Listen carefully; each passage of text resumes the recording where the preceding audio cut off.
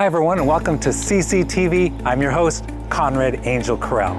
Today we continue with one of our ongoing segments called Focus on the Fire Department. Today we're here at Fire Station 412. As you can tell, the fire truck right behind me.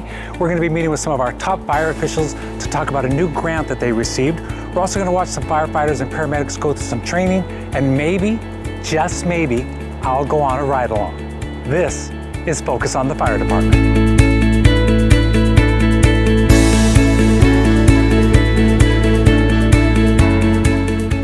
All right, so we talked about going on a ride along. Well, this is what's gonna happen now. So I'm gonna go outside to where the trucks are at, and they're gonna show me in just a few moments where I'm going to be sitting. I'm gonna put on my headphones, I think, and I don't know, we'll see what happens. Come on. First time in a fire truck, pretty cool. All righty, so what do we have? Okay, here's your headphones. It'll offer hearing protection when the siren's blasting. And you'll be able to talk to the guys in the cab. Okay. So, set up correctly here. Oops.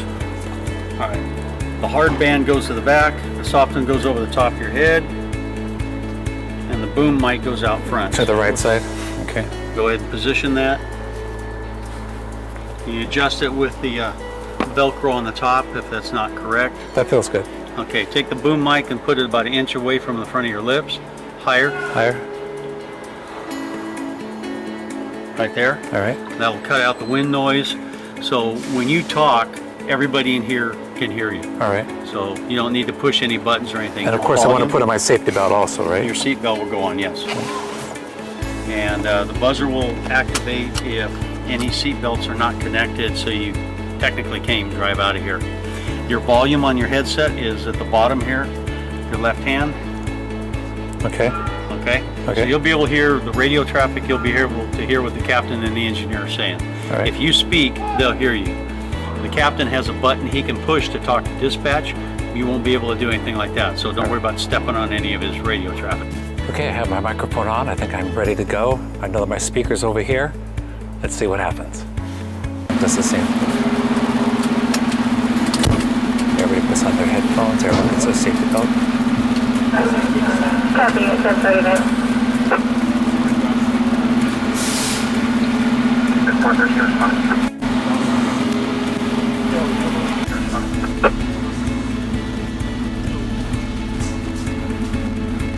1040. Copy, it's 1040.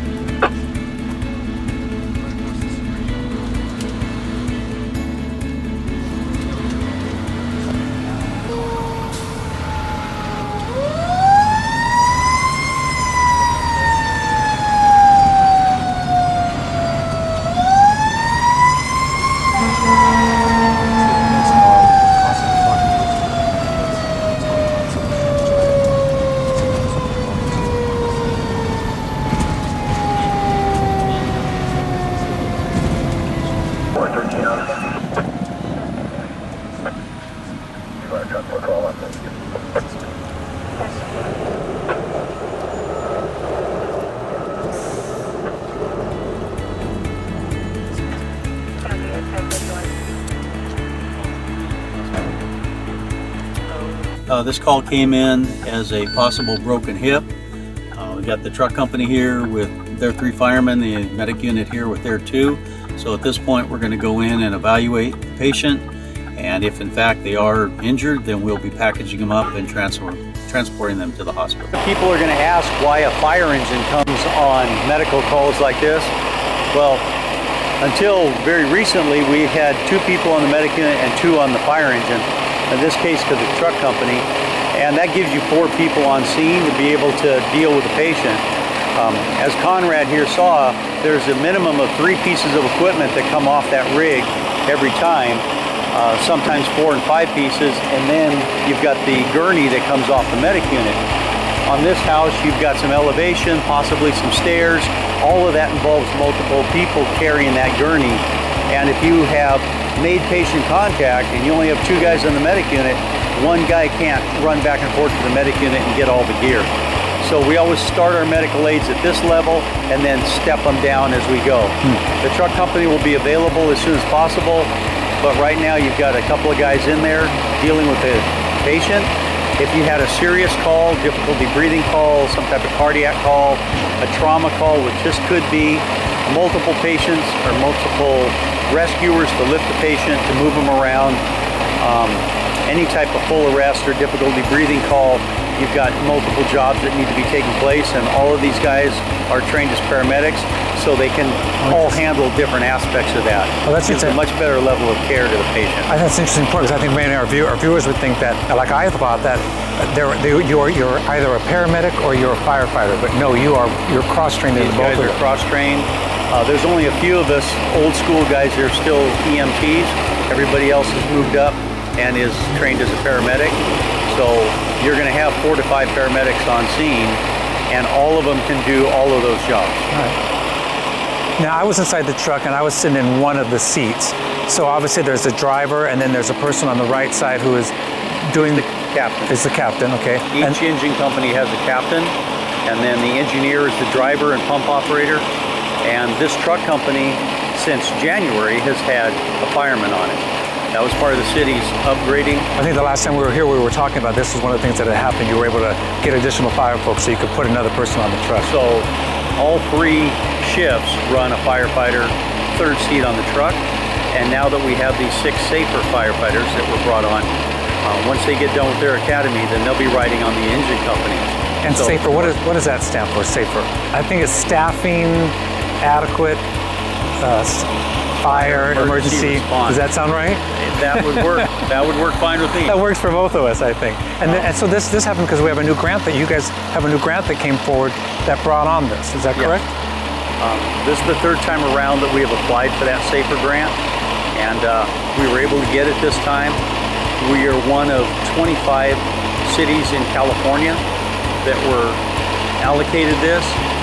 Across the nation, there was a little over 300 cities that were allocated. Is that right? And does this happen, can you get it once and then not again, or how does that work? It's more difficult to get it. You know, they want to spread it around. Correct. Now we're going to be watching some training a little later on. Are these some of the folks that were brought in through that SAFER grant? Yes. Yes. These 6 firefighters are hired, 2 per day. Each of the engine companies gets a firefighter now. And so this is obviously a benefit to the city, right? Where money, coverage, more people. This is a huge benefit to the city. It's a huge increase in our level of service, because for 25 years, since August of 92, when I opened station 413, and we took the firefighters off the engines to cover that station, we've been running 2-man companies. So now we're back up to 3-man companies. So hold on one second, Chief. So you can notice I believe someone was hurt, so off goes the paramedics, and now we have your fire folks here ready to move on to their next thing. Is that correct? Yes. So they're available. He's transporting. So it's interesting actually being on the truck in that we were someplace just a moment ago, which ended up being a false alarm, and then just as we were getting ready to leave, the alarm went off again, and off you go to an actual emergency that happened. So it's quick. It's amazing how fast these things happen. I don't think we think about it as people from the outside watching the fire trucks going by, but these guys are on. These individuals are on all the time. Very interesting.